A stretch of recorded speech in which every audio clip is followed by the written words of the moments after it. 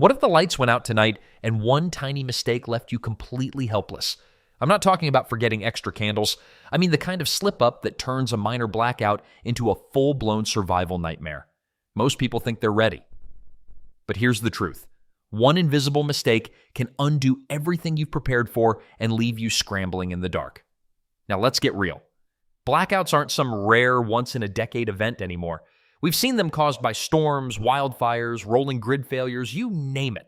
And here's the kicker. Even well-prepped households got caught off guard. Families with stocked pantries, full freezers, and brand new generators still ran into problems they never expected. That's the difference between hoping you're ready and actually being ready. So here's my promise to you. Stick with me, and you'll learn the 7 most common blackout mistakes people make, why they're so dangerous, and exactly what to do instead. By the end of this, you'll know how to turn a blackout from a disaster into just another Tuesday night. Mistake number 1, ignoring water pressure and sanitation. Early, when the lights go out, most people panic about one thing: food. They run to the fridge, check the freezer, maybe light a candle. But here's what slips under the radar almost every time: water. Not bottled water, but the actual water pressure running into your house. Because the moment electricity dies, so does the system that pumps, filters, and pressurizes that flow. Think about it. City water pumps are powered. Well pumps? Also powered. Even wastewater treatment plants need massive amounts of electricity just to keep sewage moving. When that current disappears, your taps will trickle for a while, maybe an hour, maybe 2, and then it's over. Suddenly, every flush, every rinse, every sip becomes a decision. That's not just inconvenient, that's survival level critical. Most households never plan for this. They assume, well, we'll just turn on the faucet. Wrong. By the time you realize the pressure is gone, you've already lost your chance to capture clean water while it's still flowing. And if you think you'll just boil some later, good luck when your stove, your kettle, and even your hot water heater are all compromised by the same blackout. And then comes sanitation. Let's be blunt. No running water means toilets don't flush, showers don't work, dishes pile up. Within a single day, you're not just uncomfortable, you're in a health crisis. Bacteria, mold, and sewage buildup can spread disease faster than hunger ever could. In a disaster, dehydration and infection take people out long before empty stomachs do. So how do you avoid this nightmare? The strategy is simple but time-sensitive. Act early. The first thing you do in a blackout is secure water. Fill up bathtubs, sinks, buckets, anything clean and sealable. Store it before pressure drops. Next, purify. Keep purification tablets, a camping filter, or even plain unscented bleach. Just a few drops per gallon makes a huge difference. Don't wait until the water smells funny. Treat it right away. And here's the pro move. Minimize waste. Don't use drinking water to wash dishes or flush toilets. You can recycle gray water for that. Save your potable supply for hydration and cooking only. Get everyone in the household on the same page immediately. Ration early, not when you're desperate. It's not dramatic, but it's deadly serious. Ignore water and sanitation at the start of a blackout, and you've set yourself up for a crisis you can't come back from. Treat it like your number 1 priority, because in reality, it is. Mistake number 2, relying only on fridge and freezer. The second trap is one almost every prepared person falls into: over-trusting their fridge and freezer.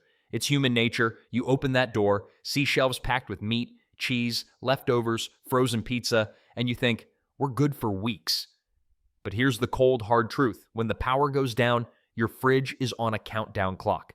Within 4 hours, that refrigerator is already in the danger zone.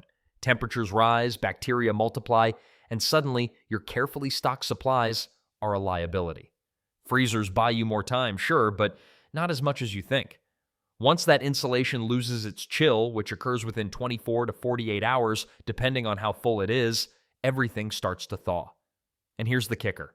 It doesn't thaw neatly. It melts into a swamp of semi-frozen food that looks fine on the outside, but is harboring dangerous bacteria inside. And spoiled food isn't just gross, it's deadly. Foodborne illness during a blackout isn't a stomachache, it's dehydration, vomiting, weakness, the worst possible state when you need strength and clarity. One bad meal can take your entire household down. Imagine being sick, exhausted, and powerless, literally. That's the reality when people cling to fridges as their safety net. So what's the smarter play? Shelf-stable foods. Think canned beans, lentils, tuna, sardines, peanut butter, oats, powdered milk, rice, pasta, foods that don't need refrigeration and can handle sitting in a cupboard. These are your real blackout lifelines. And yes, some frozen goods can buy you time, especially if you freeze water in blocks or bottles. They keep the freezer cold longer and double as emergency drinking water when they melt. Rotation is the other piece most people miss. Don't just hoard frozen meat and let it sit for 2 years. Build a system. First in, first out. Eat what's oldest, replace with fresh. That way, when the power cuts, you're not staring at a freezer full of wasted money and spoiled risk. And here's one more tip. Resist the urge to constantly open the fridge or freezer just to check. Every peak bleeds cold air and accelerates the breakdown. Treat it like a bank vault. The less you open it, the longer your investment lasts. At the end of the day, your fridge isn't your shield, it's a timer. If you're depending only on that humming box, you're one outage away from disaster. Stock shelf-stable foods, freeze smart, and rotate your stash. That's how you turn a blackout from panic mode into "we've got this covered." Mistake number 3, not having reliable light and heat backups. When the power cuts, the very first thing you notice is darkness. The silence hits first, but then pitch black.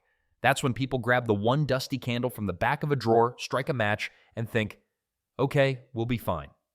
But here's the truth. Candles alone won't cut it. In fact, relying on them as your main plan for light and heat can actually make things more dangerous. Let's start with the fire risk.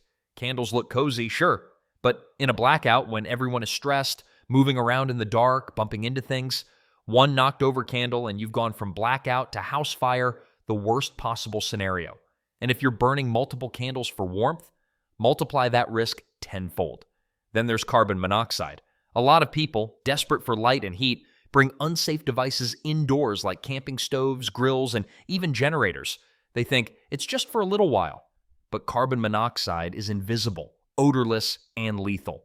Every single year during major outages, people die not because of the cold, but because they tried to beat the cold with unsafe methods.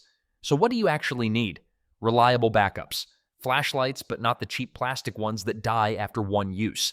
Get durable LED flashlights, lanterns, and headlamps. Pair them with rechargeable batteries or even solar chargers. Better yet, keep a couple of hand crank lanterns. They're not glamorous, but when everything else is dead, that crank means you still have light.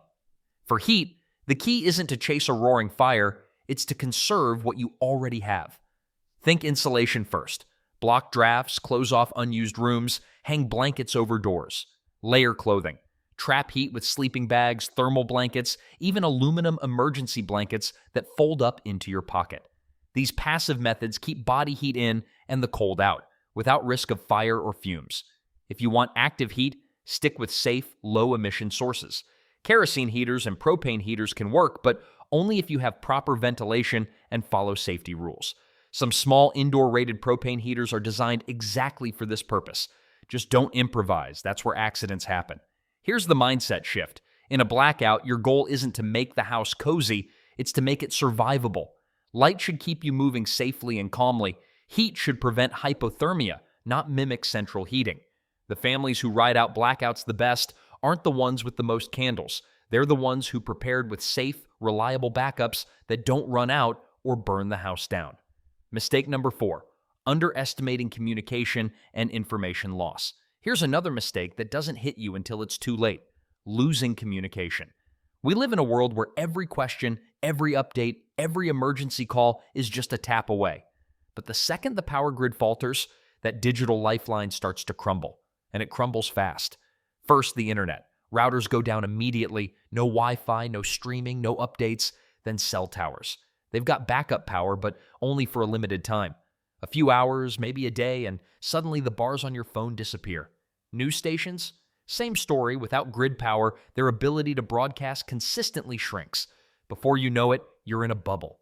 No updates, no alerts, no way to know what's happening just a few miles away. And here's the dangerous part.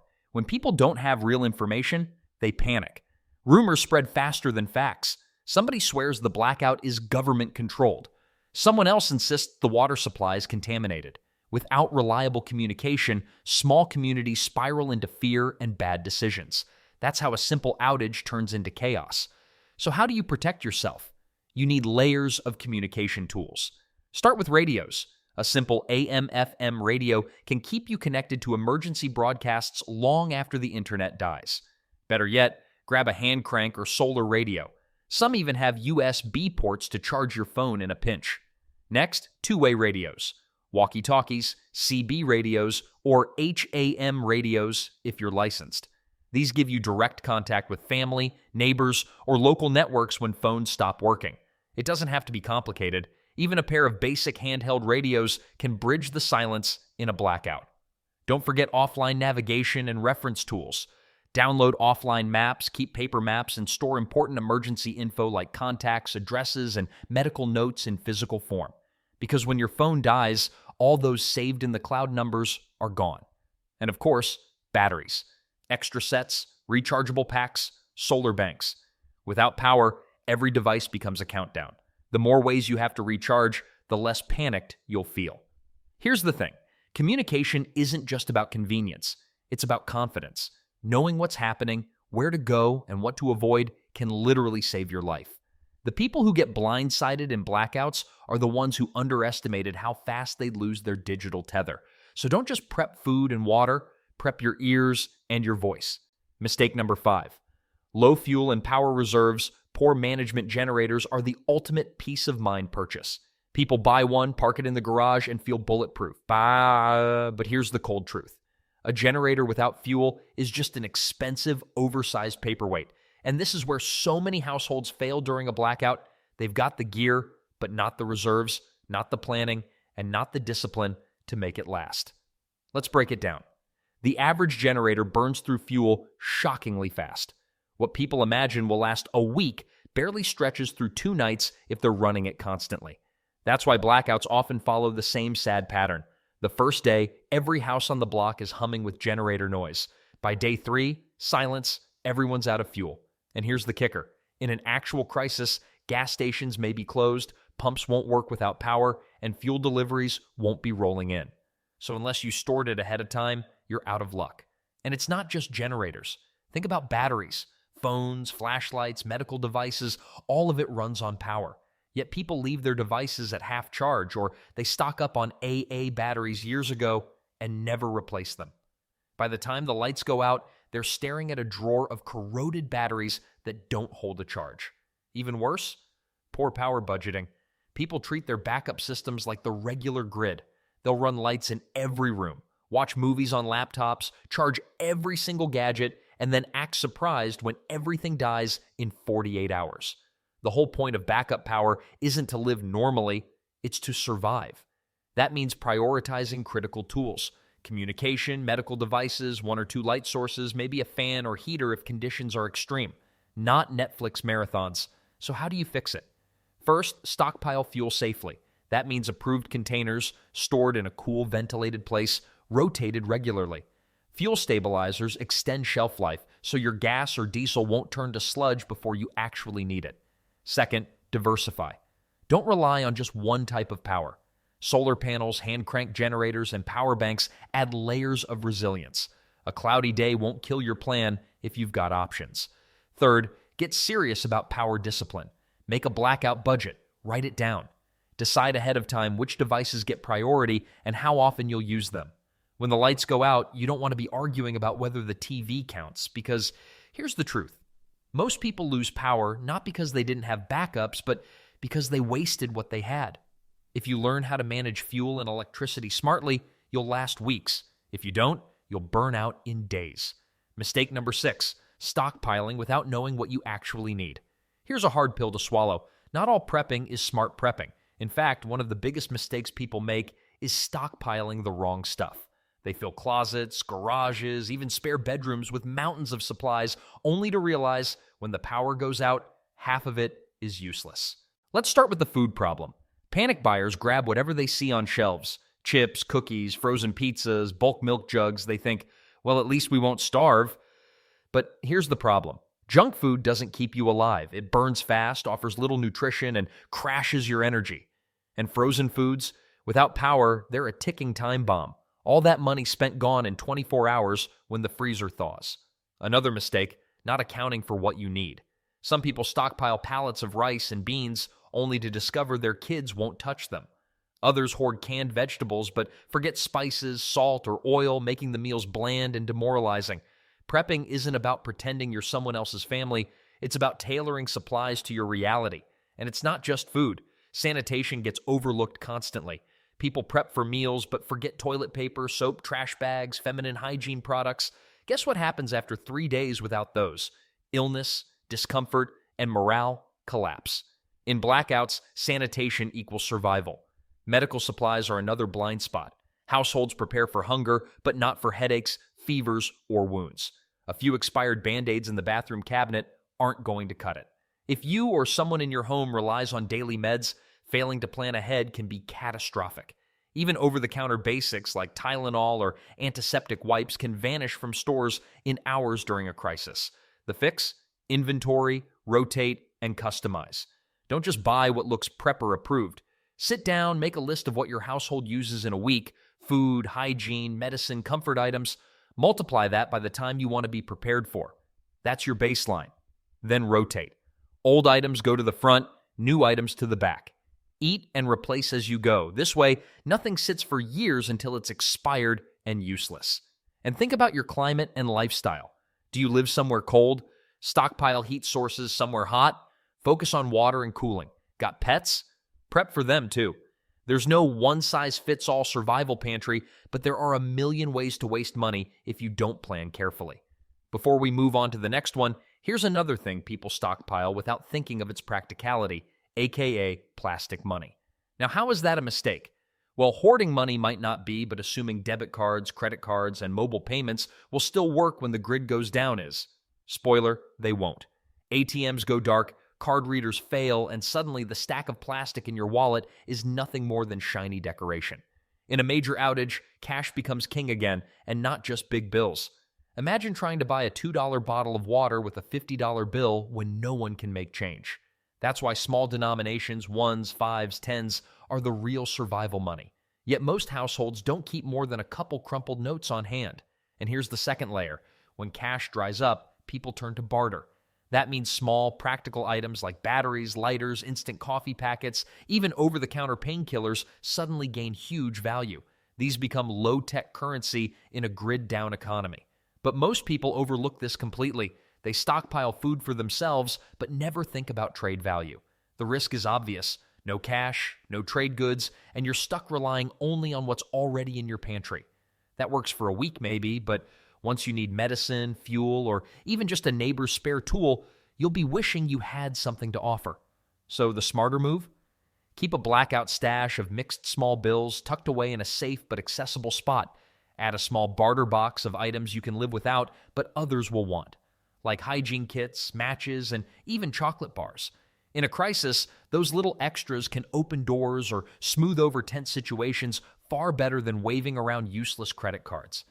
At the end of the day, the biggest mistake is thinking you're safe because you have a lot of stuff. The truth is, you're only safe if you have the right stuff. Mistake number 7, visibility and security. Oversights. One of the most dangerous mistakes people make during a blackout isn't about what they don't have. It's about what they show. When the entire neighborhood is pitch black and your house is glowing like a Christmas tree, you've basically just hung a giant neon sign that says, "Resources are here, come and get them." Let's face it, desperation changes people. Even neighbors who seem polite and friendly on a normal day can turn unpredictable when their kids are hungry and scared. Loud generators, bright floodlights, or even casually talking about how prepared you are, it paints a target on your back. And during prolonged outages, that's a risk you cannot afford. Think about sound.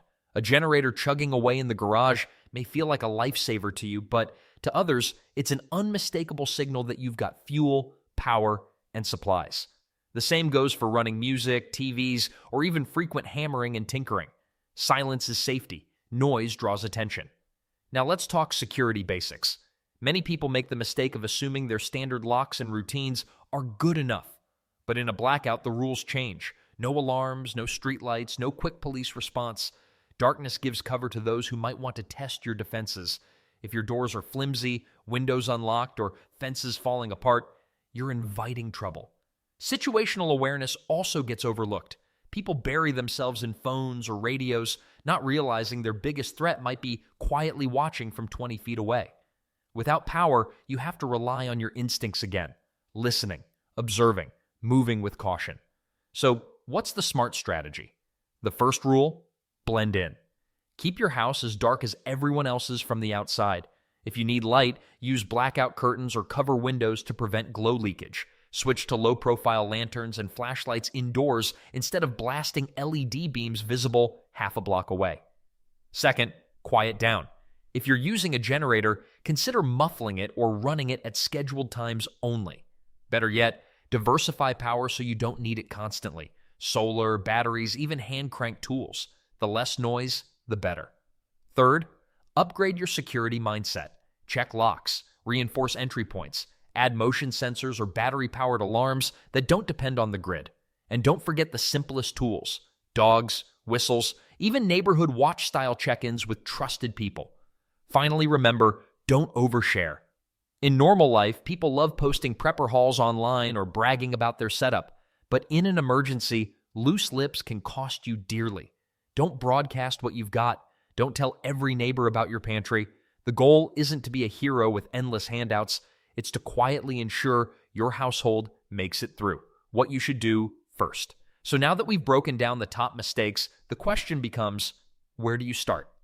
Because here's the truth. Nobody can fix everything overnight. Prepping for a blackout isn't about spending thousands on gear tomorrow. It's about tackling the right priorities in the right order. Step 1. Start with water. If you can't drink, cook, or clean, you won't last long. Make sure you've got a reserve stored away, at least a gallon per person per day, for several days. Even better, get filtration or purification tools so you're not dependent on bottled water alone. Once you've handled water, move to light and heat. Safe lighting sources make an enormous difference in morale and safety. Add backup warmth or insulation strategies if you live in colder regions. Remember, candles aren't a real plan, they're a fire hazard. Step 3. Food and medical. Build a pantry of shelf-stable meals you'll actually eat and stock basic medical supplies tailored to your family's needs. Don't go overboard with bulk items you'll never use. Build slow, but build smart. And here's the key. Test what you've got. Don't just store supplies and assume they'll work. Do a trial blackout, shut off the breakers for a few hours or a weekend. Cook with what you have. Try using your lights. See if your generator actually runs or if your kids will even touch the emergency meals. You'll be shocked at what you discover when theory collides with reality. Finally, think redundancy. One water source isn't enough. One flashlight isn't enough. One communication tool isn't enough. Build backup layers so if one system fails, you've got another. And don't do it alone. Connect with neighbors, family, or local networks you can trust. Community is a survival multiplier. At the end of the day, surviving a blackout isn't about avoiding every single mistake. It's about recognizing the biggest risks, fixing them one by one, and building confidence with each step. Don't get overwhelmed. Start with water, then light, then food. And before you know it, you'll be way ahead of the curve while everyone else is still scrambling in the dark. So I'll leave you with this. Which of these mistakes do you recognize in your own prep? And more importantly, what's the one thing you're going to fix tonight before the lights go out again? Drop your answers, and I might feature the best one in the next video. And if this breakdown gave you even one aha moment, hit that like button. Share this with someone who still thinks candles and a case of soda count as a blackout plan. And don't forget to subscribe, because the more people who get this checklist, the fewer who end up caught off guard when the grid goes dark.